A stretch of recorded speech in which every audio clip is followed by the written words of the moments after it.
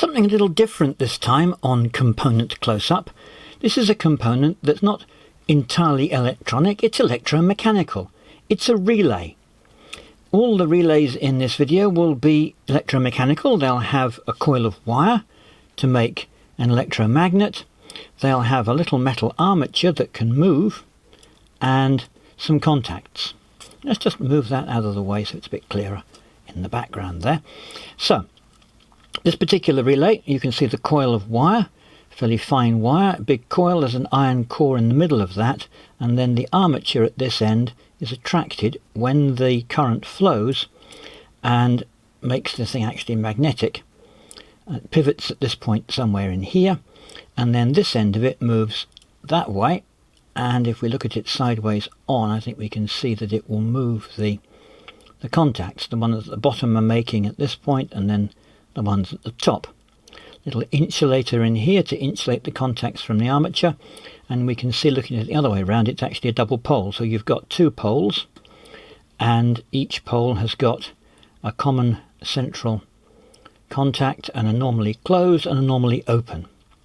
I think I've lost the cover off this relay. It should actually have a plastic cover over it, and maybe that's a socket at the bottom there. There may be a way to unplug it. A lot of relays were pluggable because the concern was that the contacts would eventually wear out and you'd need to replace it. So perhaps more likely it would have looked like this with a plastic cover. And this one's actually 4-pole. You can see it has 4 contacts, 2 banks, 2 across there, and this one hasn't got its socket plugged into it, and you can see that the contacts at the bottom here are ready to go into a socket, which I don't have. So that's the coil of wire, the armature, very similar design, little insulated moving part there to operate the contacts, and the contacts themselves generally are coated with something to make good contact, low resistance contact. This would be suitable for probably mains voltages and probably an amp or two on those contacts.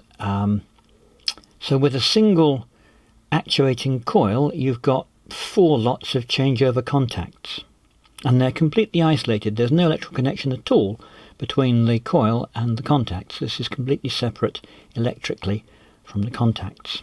A very standard miniature relay. It's quite a small one by standards of the day, but we'll see much smaller relays in a moment. Now let's look at a more interesting one, because this one here, this has got a little diagram on the side. It's got a coil, it's polarized, plus and minus. The other one would have worked perfectly well either way round, or indeed with AC. There's the common connection, there's the contacts, normally closed, normally open. It's marked up. Well, there's a reason for that. This is a high-speed mercury-wetted relay made by the Adams and Westlake Company of Elkhart, Indiana. And it's meant to be mounted a certain way up. You're meant to mount it physically that way up. The reason that... it's a date code, look, 1968 by the looks of it, week 14. The reason that we have this toxic mercury-wetted relay, the mercury is entirely contained in the thing, just don't break it open, okay? It's high speed, so that the idea is the coil will very rapidly magnetize and the contacts will very rapidly close or open. So this can respond to a much faster on-off switching signal than a standard relay, which might take measurable, certainly milliseconds, tens of milliseconds, maybe even hundreds of milliseconds to operate. This thing will work at a much higher speed. It may have been used for a telecoms application where you might have been sending an on-off signal to the coil at perhaps a low baud rate through an async serial line at 110 baud, maybe even faster than that, and it could switch on and off quickly enough to keep up with it.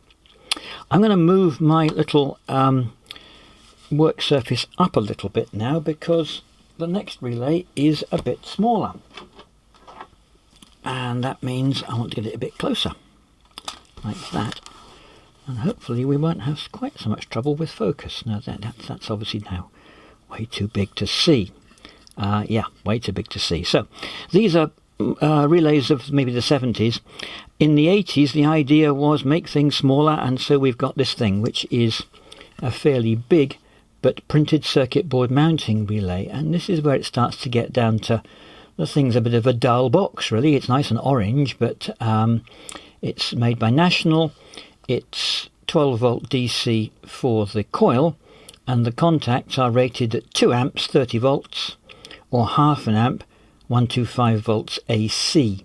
The ratings for AC are quite a bit lower than the rating for DC, although you can work out the wattages. The difference in really is an AC contact passing an AC current. The AC will extinguish the arc which is formed every time the AC changes from positive to negative. It'll pass through zero. Any arc that's formed will quench. And that means the ratings are quite different between AC and DC. This is meant for PCB mounting, so it's got the same number of contacts, the same number of terminals, contacts on this end, common, and the two normally open, normally closed, and the coil at this end, again fully isolated. But it's meant to go onto a printed circuit board, and it has a completely sealed housing made in Japan there. That little pip, the intention of that is, if you want to, you can cut it with a knife after assembly. No one's done that on this one. And that makes a vent. Not quite sure why you'd want to do that, but they seem to sometimes have this little vent pip, which you can open if you want to. So that's actually a fairly big PCB mounting relay. Here's a much smaller one. This is a typical modern size, made, I think that's Fujitsu, 8640, the date code 1986, week 40. Little pip on there again, hasn't been cut. Once again, we've got, presumably that's the coil. This is one set of contacts along this side, one along this side. Possibly that's the common, and these are the two, normally open, normally closed. You have to look up the pinout and the datasheet for that. It's not marked on this one. And being an opaque box, you can't see through to see how it works inside. Oh, what's this one? This is like a stretch limo version of the same thing. Marked with the contact arrangements. Two coils, wait a minute, this is two relays in one box.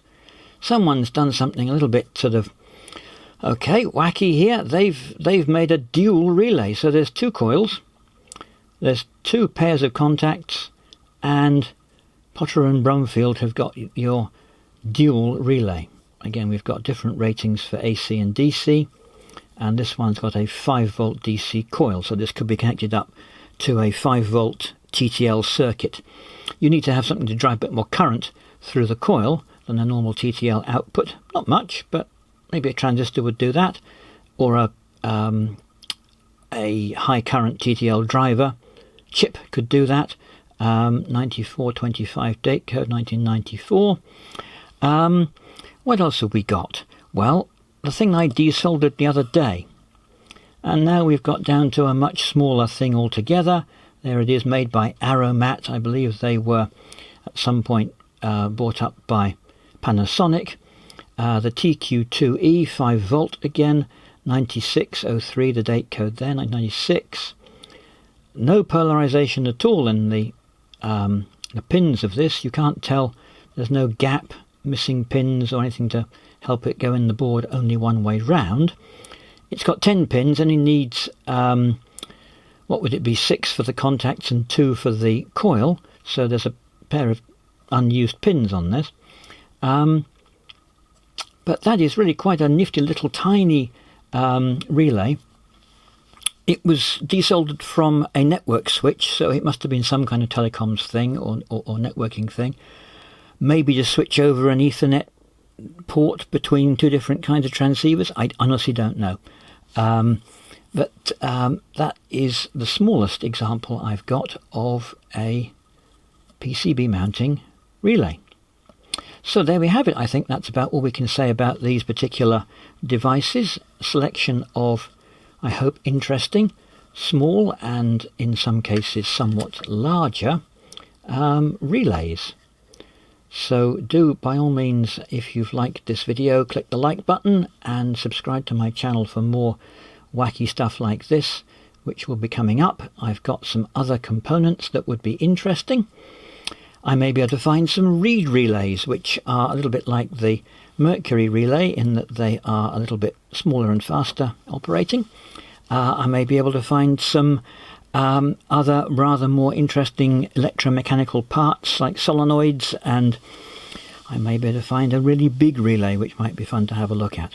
So thanks for watching, and there we have the component close-up of the PCB mounted relay.